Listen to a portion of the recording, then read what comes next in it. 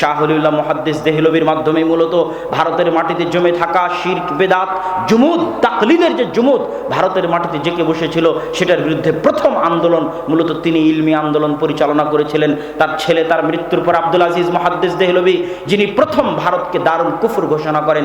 দারুল কুফর মানে যার বিরুদ্ধে জিহাদ করা যায়, যার গনিমতের মাল লুণ্ঠন করা যায়, যার জোরপূর্বক ক্ষমতা দখল করা যায়, সেটাকে বলা হয় দারুল কুফর। যেহেতু ভারত দারুল ইসলাম ছিল, মুসলমানেরা যেহেতু ভারত শাসন করত, সেহেতু যতক্ষণ ভারতকে দারুল কুফর বলা না হচ্ছে ততক্ষণ জিহাদ জায়েজ হবে না। প্রথম ভারতকে দারুল কুফর বলে ফতোয়া দিয়েছিলেন আব্দুল আজিজ মুহাদ্দিস দেহলভি। তার লেখা বই বুস্তানুল মুহাদ্দিসিন ইসলামিক ফাউন্ডেশন থেকে অনুবাদ করা আছে। মুহাদ্দিসদের বই পুস্তক জীবনী নিয়ে তিনি সেই বই লিখেছেন। জালালউদ্দিন সুয়ুতির পরে ভারতের মাটিতে হাদিসের যে খিদমাত শুরু হয়, এই খিদমাতের কথা সকলেই স্বীকার করেছেন। যদি এই খিদমাত না থাকতো তাহলে হয়তো হাদিসের চর্চা দুনিয়া থেকে মিটে যেত। সেই খিদমাতগুলোর প্রথম যিনি শুরু করেছেন তার নাম বলতে হয় নওয়াব সিদ্দিক হাসান খান ভূপালী। নওয়াব সিদ্দিক হাসান খান ভূপালী একাধারে যেমন রাষ্ট্রনেতা ছিলেন, ঠিক তেমন আলেম ছিলেন। এত উন্নত মানের আরবি সাহিত্যে তিনি বই লিখতেন যে আরবদের পক্ষে অত উন্নত মানের আরবি সাহিত্যে বই লেখা সম্ভব কিনা প্রশ্নবিদ্ধ। তারাও সেই বই পড়তে হিমশিম খেয়ে যেত। আকীদার উপর তার 10-এরও অধিক বই রয়েছে নওয়াব সিদ্দিক হাসান খান ভূপালী।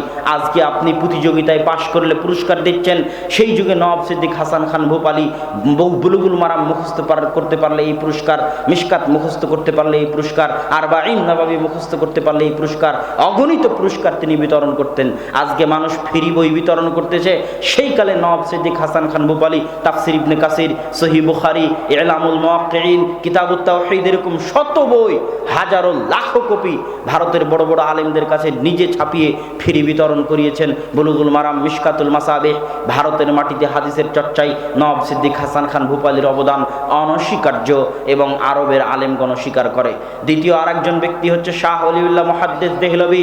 তার লেখা আল হুজ্জাতুল্লাহিল বালেগার যে আরবি ভাষার মান, এই আরবি ভাষার মান একজন ভারতের মাটিতে বসা একজন অনারব কিভাবে লিখতে পারে তা ভাবতে ভাবতে মানুষ অজ্ঞান হয়ে যেতে পারে। হুজ্জাতুল্লাহিল বালেগাতে শাহ ওলিউল্লাহ মুহাদ্দিস দেহলভি রাফুল আদাইনের কথা লিখেছেন, 12 তাকবীর ঈদের সালাত আদায়ের কথা লিখেছেন, জোরে আমিনের কথা লিখেছেন। তিনি আমলগতভাবে হানাফি হলেও তিনি তার লেখনীতে, তার দার্সে আহলুল হাদিসদের কথা বলে গেছেন।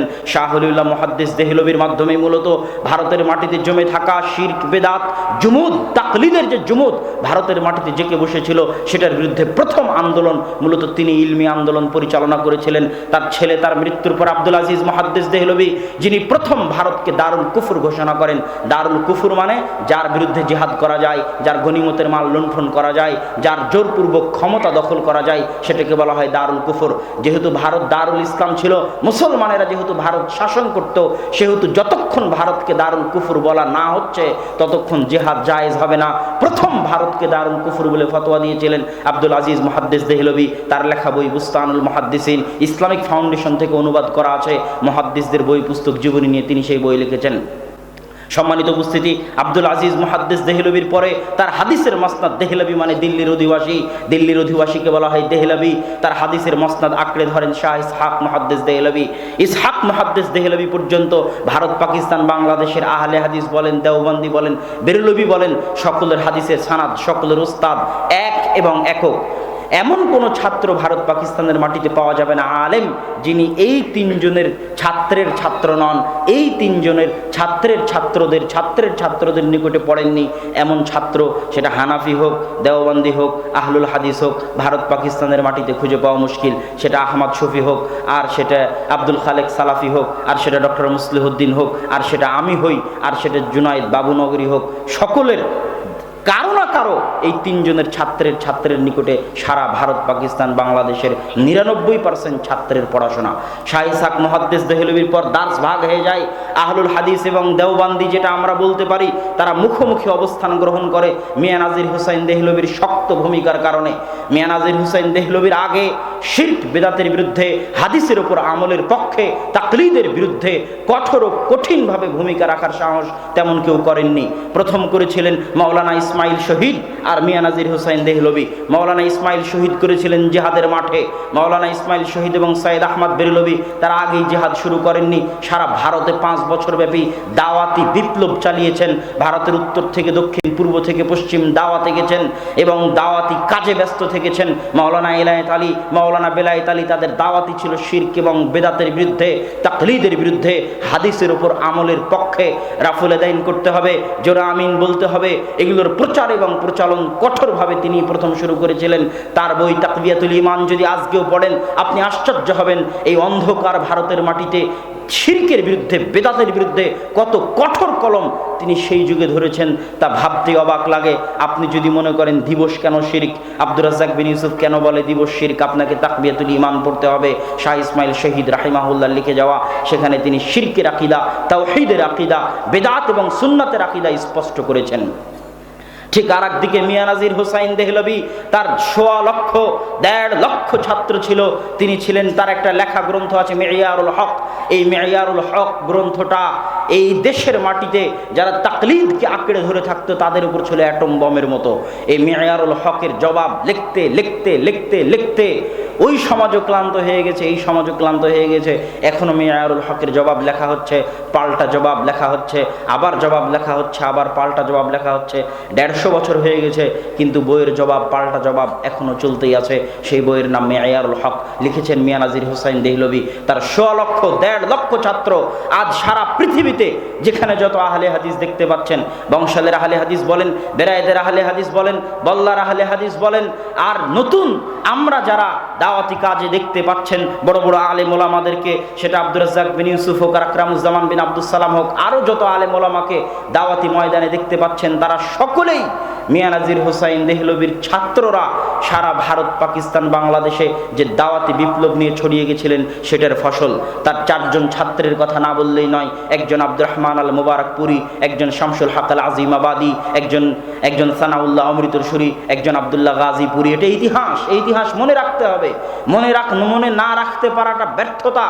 আমি দারুল উলুম দেওবন্দে পড়েছি, প্রত্যেক ক্লাসে এমন কোনো ক্লাস নাই যেই ক্লাসে দারুল উলুম দেওবন্দের শিক্ষকেরা বলতেন না যে হামারে আকাবির নে ফরমায়া, মাওলানা কাসিম নানুতুবি সাহাব নে এ ফরমায়া, অমুক সাহাব নে এ ফরমায়া। তারা তাদের আকাবিরদের ইতিহাসগুলো ধরে রেখেছে, তাদের দার্সে, তাদের তাদরিসে, তাদের বক্তব্যে, তাদের লেখনীতে। কিন্তু আহলুল হাদিসরা তাদের সালাফ, তাদের আকাবিরদের ইতিহাস ভুলে গেছে, ধরে রাখার চেষ্টা করে না, চর্চা করার চেষ্টা করে না। আব্দুর রহমান মুবারকপুরীর নাম মুখস্থ করতে হবে, প্রত্যেক আহলে হাদিস সন্তানের জানা থাকতে হবে। শামসুল হক আজিমাবাদীর নাম, সানাউল্লাহ অমৃতসরীর নাম। আজকে অন্যরা বলতেছে যে তারা ফাতেহে কাদিয়ানিয়াত, কাদিয়ানীদের বিরুদ্ধে নাকি তাদের আন্দোলন সবচেয়ে সফল। হ্যাঁ, তারাও আন্দোলন করেছে, এই কথা সত্য, কিন্তু কাদিয়ানীদের বিরুদ্ধে সবচেয়ে সঠিক, সবচেয়ে মজবুত, সবচেয়ে কঠোর, সবচেয়ে কার্যকরী, সবচেয়ে সফল আন্দোলনের লিডার ছিলেন মাওলানা সানাউল্লাহ অমৃতসরী। এবং তার সাথে মোবাহালাতেই, তার সানাউল্লাহ অমৃতসরীর সাথে মোবাহালাতেই গোলাম আহমদ কাদিয়ানির মৃত্যু হয়। গোলাম আহমদ কাদিয়ানি এবং সানাউল্লাহ অমৃতসরীর যে মোবাহালা, সেটা ঐতিহাসিক মোবাহালা। আমি যদি সত্যের উপর থাকি তাহলে তোমার মৃত্যু আগে হবে, আর তুমি যদি সত্যের উপর থাকো তাহলে আমার মৃত্যু আগে হবে। এই মর্মে তারা মোবাহালা করলেন।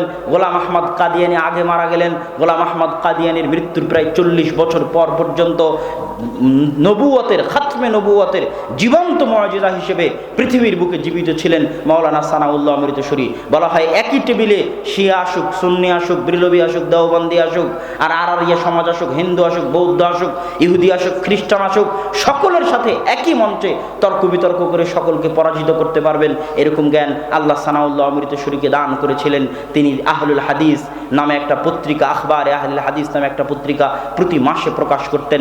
স্বাধীনতার সময় শিখেরা, হিন্দুরা তার অমৃতসর হচ্ছে ভারত পাকিস্তানের সীমান্তবর্তী অঞ্চল, পাঞ্জাব, ভারতের পাঞ্জাবের অমৃতসরে তার যে লাইব্রেরি ছিল, বিশাল লাইব্রেরি, শিখেরা, হিন্দুরা সেই বিশাল লাইব্রেরির আগুনে জ্বালিয়ে দিয়েছিল। মাওলানা আবুল কালাম আজাদ দিল্লি থেকে পুলিশ পাঠিয়েও ওই লাইব্রেরি রক্ষা করতে পারেননি। এখানে একটা মজার জিনিস হচ্ছে, মাওলানা সানাউল্লাহ অমৃতসরী পাকিস্তানের পক্ষে, মাওলানা আবুল কালাম আজাদ ভারতের পক্ষে। মাওলানা আবুল কালাম আজাদ অখণ্ড ভারতের পক্ষে, মাওলানা সানাউল্লাহ অমৃতসরী দ্বিজাতি তত্ত্ব, মুসলমানদের নিয়ে আলাদা পাকিস্তান তৈরি করতে হবে সেটার পক্ষে। এই মতভেদ থাকার পরেও মাওলানা আবুল কালাম আজাদ যেহেতু আহলুল হাদিস ছিলেন, আমি আমার বহু বক্তব্যে আহলুল হাদিসদের ইতিহাসে বলেছি যে মাওলানা মুহাম্মদ জুনাগড়ি, যিনি সর্বপ্রথম তাফসির ইবনে কাসিরকে উর্দুতে অনুবাদ করেছেন, যিনি সর্বপ্রথম ইলামুল মুওয়াক্কিনকে উর্দু অনুবাদ করেছেন, যেই উর্দু অনুবাদ থেকে মাওলানা মুহাম্মদ জুনাগড়ির জামাই ডক্টর মুজিবুর রহমান বাংলায় অনুবাদ করেছেন, ওই ডক্টর মুজিবুর রহমানের শ্বশুর মাওলানা মুহাম্মদ জুনাগড়ি, যার অগণিত বই আছে মুহাম্মাদি নামে, সাইফে মুহাম্মাদি, শামি'ে মুহাম্মাদি, দেরায়াতে মুহাম্মাদি, হেদায়াতে মুহাম্মাদি, এরকম মুহাম্মাদি নামে, কায়েদায়ে মুহাম্মাদি, সালাতে মুহাম্মাদি, তার মুহাম্মাদি নামে বহু বই আছে। এই জন্য একটা সময় আহলে হাদিস সমাজে আহলে হাদিসদেরকে আহলে হাদিস বলা হতো না, মুহাম্মাদি বলা হতো, যে অমুক মুহাম্মাদি অমুক হানাফি, উনি মুহাম্মাদি নামে এক সিরিয়ালে অগণিত অসংখ্য বই লিখেছেন। খুতবায়ে মুহাম্মাদি, কায়দায়ে মুহাম্মাদি, এগুলো সব তার লেখা বই ছিল।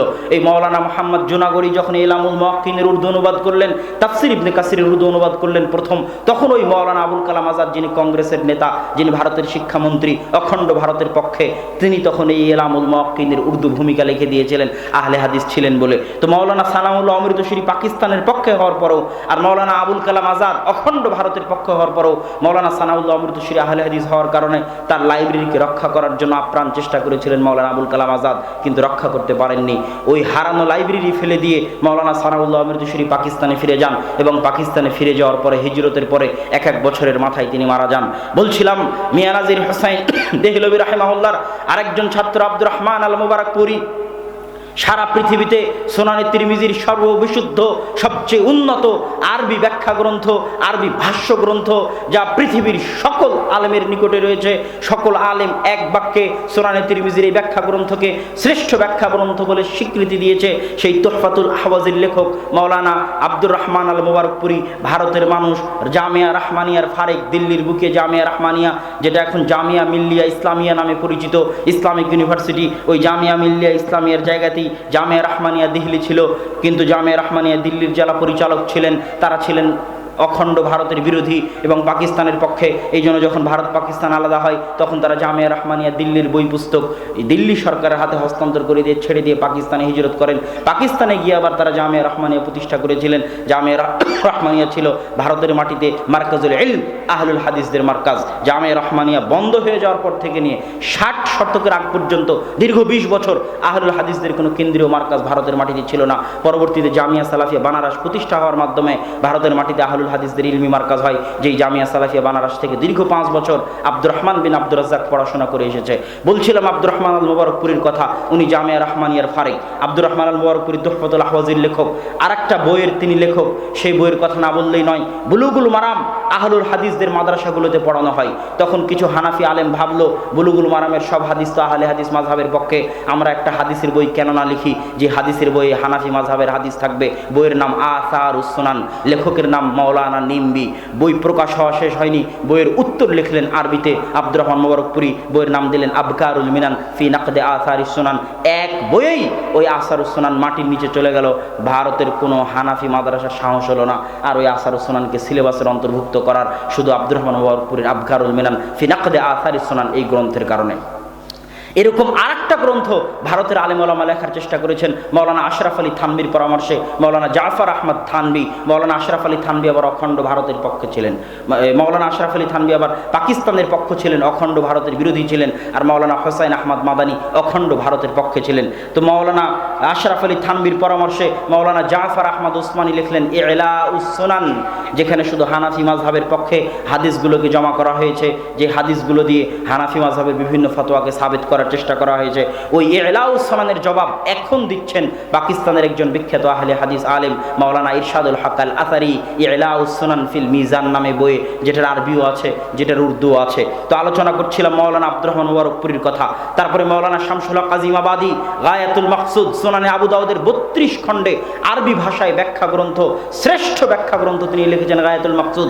তারও লাইব্রেরিকে হিন্দু মুসলিম দাঙ্গায় পুড়িয়ে জ্বালিয়ে দেওয়া হয়েছে। তার লাইব্রেরির কিছু বাকি অংশ ঢাকায় পর্যন্ত এসেছিল, কিন্তু পরবর্তীতে সেটাও হারিয়ে গেছে। ওই গায়াতুল মাকসুদ ওই হিন্দু মুসলিম দাঙ্গায় হারিয়ে যাওয়ার ফলে মাত্র 2 খণ্ড পাকিস্তান থেকে প্রকাশিত হয়েছে, আর পাওয়া যায় না। তবে গায়াতুল মাকসুদের সারমর্ম আউনুল মাবুদ, যেটা বর্তমানে সারা পৃথিবীতে পরিচিত এবং সারা পৃথিবীর শ্রেষ্ঠ আবু দাউদের ব্যাখ্যা গ্রন্থ আরবিতে গণ্য হয়, সে আউনুল মাবুদের লেখক হচ্ছেন শামসুল হক আল আজিমাবাদী রাহিমাহুল্লাহ। শামসুল হক আজিমাবাদীর আরেকটা বড় কারনামা, আরেকটা নয় 2টা বড় কারনামা আছে। একটা বড় কারনামা হচ্ছে ইমাম বুখারী রাহিমাহুল্লাহ সহিহ বুখারীর প্রায় 25 জায়গায় ক্বালা বাযুন নাস, ক্বালা বাযুন নাস, ক্বালা বাযুন নাস, বাযুন নাস বলে তিনি কিছু মানুষের মাসালাকে রদ করতে চান, কিছু মানুষের মাসালার উত্তর দিতে চান। কান্দেলভি ওই মাদ্রাসারই শাইখুল হাদিস মাওলানা আহমদ আলী সাহারানপুরি, অনেক পুরাতন, অনেক আগের প্রথম শাইখুল হাদিস তিনি, এবং ভারতের যত কুতুবে সিত্তার বই পুস্তক আছে সব কুতুবে সিত্তার বই পুস্তকে মাওলানা আহমদ আলী সাহারানপুরির টিকা আছে, যেগুলো দেওবন্দ থেকে ছাপা, এবং প্রত্যেকটা টিকায় তিনি হানাফি মাযহাবকে সাবিত করার চেষ্টা করেছেন। তার পাল্টা খেদমত এখন পর্যন্ত আহলে হাদিসদের পক্ষ থেকে হয়নি। আহলে হাদিসদের পক্ষ থেকে এই খেদমতের অভাব আছে যে আহলে হাদিসরা কুতুবে সিত্তা প্রকাশ করবে সহিহ টিকা দিয়ে, সহিহ ব্যাখ্যা দিয়ে, টিকা ব্যাখ্যা দিয়ে কুতুবে সিত্তা প্রকাশ করবে, এই খেদমত এখনো ভারত পাকিস্তানের আহলে হাদিসদের পক্ষ থেকে হয়নি। কিন্তু সেই কালে মাওলানা আহমদ আলী সাহারানপুরি কুতুবে সিত্তার সব বই হানাফি মাযহাবের টিকা অনুযায়ী প্রকাশ করে দিয়েছিলেন। তখন তিনি সহিহ বুখারীর যে 25 জায়গায় ক্বালা বাযুন নাস বলে হানাফি মাযহাবকে রদ করতে চেয়েছেন ইমাম বুখারী, ওই 25 জায়গার তিনি উত্তর দিয়েছেন। কে উত্তর দিয়েছে? আহমদ আলী সাহারানপুরি উত্তর দিয়েছে, এবং হানাফি মাযহাবকে প্রতিষ্ঠা করার চেষ্টা করেছে। তার বই লেখা শেষ হয়নি, তার ওই বইয়ের উত্তরে ইমাম বুখারীর পক্ষে, ইমাম বুখারীর ক্বালা বাযুন নাসের রদ যে সঠিক এটার পক্ষে শামসুল হক আজিমাবাদী রাহিমাহুল্লাহ অল্প দিনের মধ্যে আরবিতে বই লিখে তার ওই কথাকে চাপিয়ে দিলেন, তার ওই কথাকে রদ করে দিলেন। এই খেদমতের উত্তর দেওয়া, এই খেদমতের প্রতিদান দেওয়া অনেক কঠিন। আর একটা বড় খেদমত, মাওলানা শিবলি নোমানি নাদতুল উলামা লখনউ, যখন তারা ইমাম বুখারীর উপর অভিযোগ তুলতে লাগলো, ইমাম বুখারীর ফিকহের উপর অভিযোগ তুলতে লাগলো, মাওলানা আবুল আলা মওদুদী কর্তৃক প্রভাবিত হয়ে হাদিসের উপর অভিযোগ তুলতে লাগলো, তখন শামসুল হক আজিমাবাদী তার ছাত্র মাওলানা আব্দুস সালাম মুবারকপুরীকে বলল, শোনো, একটা বই লেখো ইমাম বুখারীর পক্ষে। তখন ছাত্র শিক্ষক পরামর্শ করে সহযোগিতায় একটা বই লিখলেন সিরাতুল বুখারী। যখন মাওলানা শিবলি নোমানি লিখেছিলেন সিরাতুন নুমান তথা সিরাত নুমান ইবনে সাবিত, সেটাতে তিনি ইমাম বুখারী এবং আহলুল হাদিসদের উপর অনেক অভিযোগ উত্থাপন করেছিলেন। ওটার উত্তরে সিরাতুল বুখারী লিখলেন শামসুল হক আজিমাবাদী এবং তার ছাত্র আব্দুস সালাম মুবারকপুরী। আমার দেখা, আমি মিন্নাতুল বাড়িতে ইমাম বুখারীর জীবনী লিখতে গিয়ে দেখেছি সিরাতুল বুখারীর চাইতে শ্রেষ্ঠ ইমাম বুখারীর জীবনী কোনো গ্রন্থ আরবি ভাষাতেও নাই, উর্দু ভাষাতেও নাই, বাংলা ভাষাতেও নাই, যেটা আহলুল হাদিসদের খেদমত, ভারতের আহলুল হাদিসদের খেদমত, উর্দুতে লেখা সিরাতুল বুখারী।